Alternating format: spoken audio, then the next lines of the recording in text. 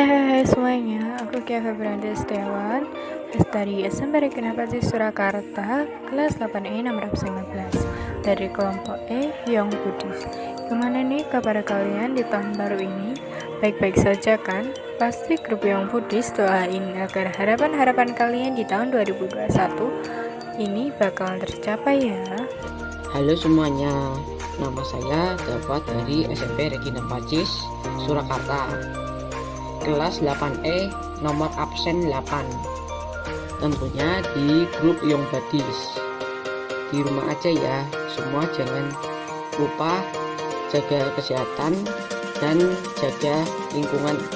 Halo semuanya, aku Ellen, kelas 8E nomor 23 dari kelompok Young Buddhist dan bersekolah di SMP Regina Pacis Surakarta. Nah, ngomong-ngomong soal Indonesia, pada kesempatan kali ini kita dari grup Young Buddhist mau kasih tahu kalian informasi tentang hal unik Indonesia. Kira-kira apa aja ya? Nah,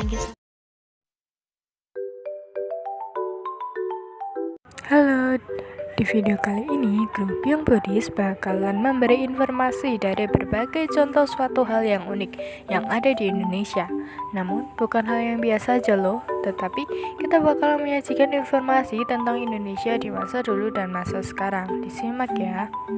Yang pertama ada olahraga kasti. Kalian pasti tahu kan? Disimak ya.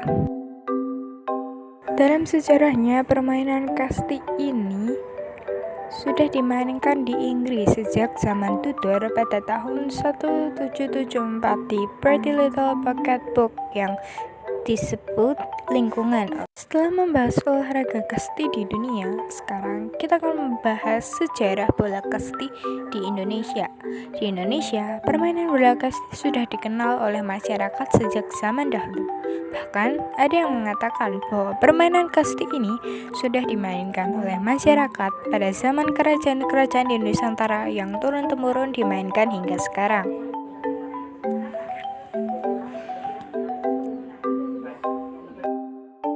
Permainan bola kasti ini sudah sangat akrab bagi masyarakat karena sering dimainkan di desa, sekolahan, dan tempat lainnya.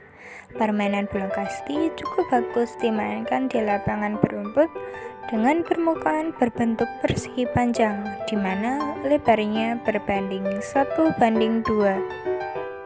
Namun, akhir-akhir ini permainan bola kasti sudah jarang ditemukan, apalagi yang dimainkan dalam pertandingan atau kompetisi resmi daerah. Anak muda zaman sekarang lebih suka bermain di rumah dengan handphone mereka. Mereka juga kurang bergerak aktif karena hanya di rumah saja.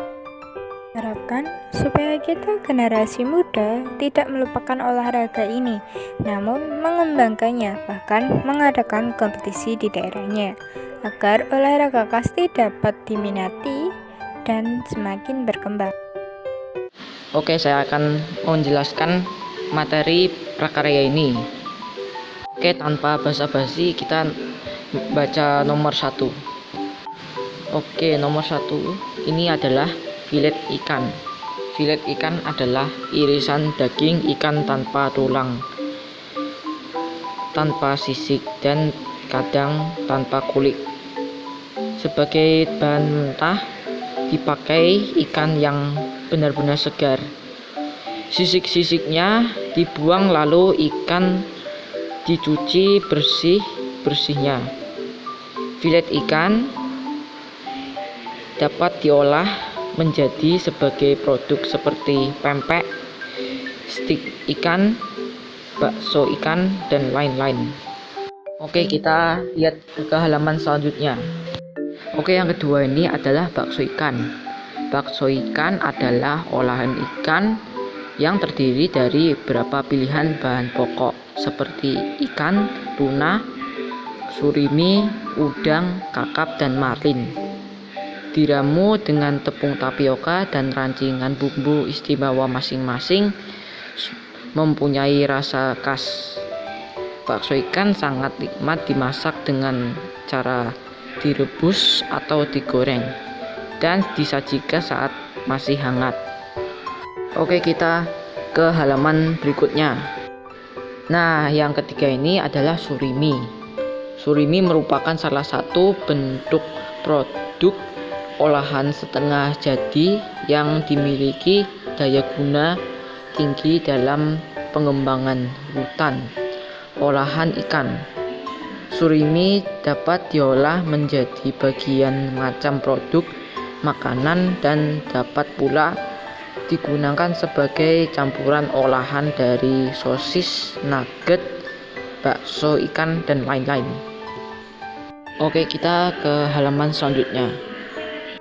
Lemper adalah makanan yang terbuat dari ketan yang biasanya berisi ambon atau cincangan daging ayam dan dibungkus dengan daun pisang. Makanan ini terkenal di seluruh Indonesia sebagai pengganjal perut sebelum masuki tahap makan besar. Lemper sering dijadikan menu favorit dalam snack box di antara kue-kue tradisional lainnya.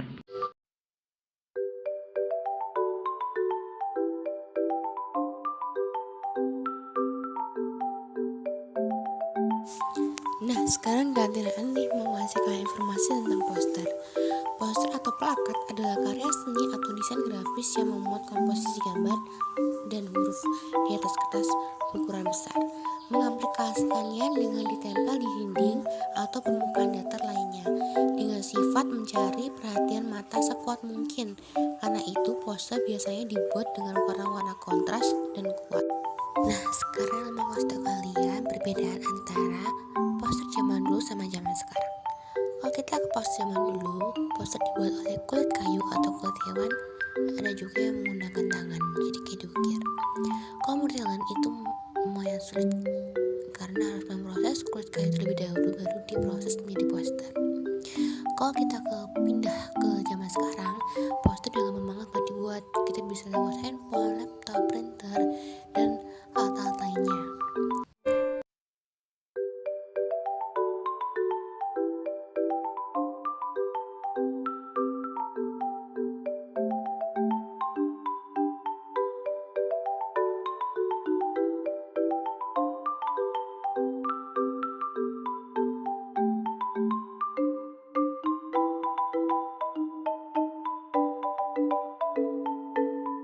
Video ini menarik untuk dilihat dari kalangan manapun, baik dari kalangan anak-anak hingga orang tua, karena di video ini menyajikan berbagai informasi yang disukai oleh semua kalangan. Olahraga dan poster mungkin banyak disukai oleh kalangan anak-anak dan anak muda.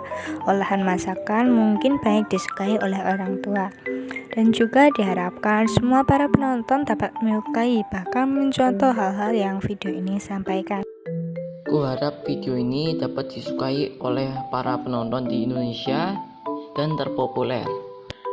Video yang disampaikan sangat menarik untuk menambah wawasan anak-anak remaja agar lebih mengenal Indonesia lebih dalam, dan agar anak remaja mengerti apa yang disampaikan dan dapat melakukannya di kehidupan sehari-hari.